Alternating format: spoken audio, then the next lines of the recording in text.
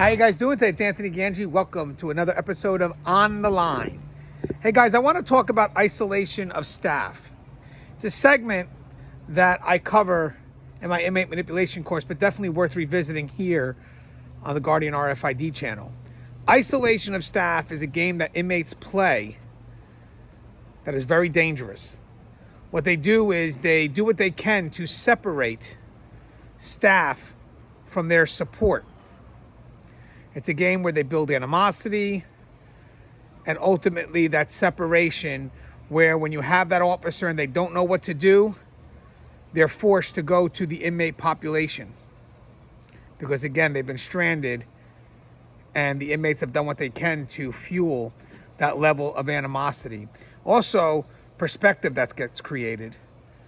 As they're pushing this targeted staff member away from their peers, away from their support, they're also creating a perspective of closeness to the population with that targeted staff member. So when peers come into the picture, they just think that staff member's too close. And instead of peers trying to go ahead and talk to that person, they don't. They walk away. So not only do you have the targeted staff member avoiding the peers, you have their peers avoiding them. That isolation is meant to pull people out of their prescribed role. It's meant to eliminate any levels of influence that can come from the peers that would be in conflict with what the game that the inmates want to play. So we have to do whatever we can to stop the inmates from isolating staff. And sometimes isolation can occur because the inmates create a situation that's ideal, or we could create it and they just add fuel to the fire, or it could just happen. Sometimes you have these posts that are satellite posts where the officer is so far from support. If you're a supervisor, know those areas and frequent those areas often and let the inmates see that connection still exists between you and that staff member. It's very, very important they know that that connection still exists.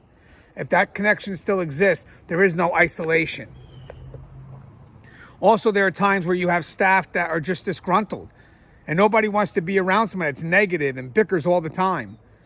But we in corrections have to do the opposite. We have to find a way to approach that disgruntled employee. We cannot allow them to isolate themselves and put themselves on an island.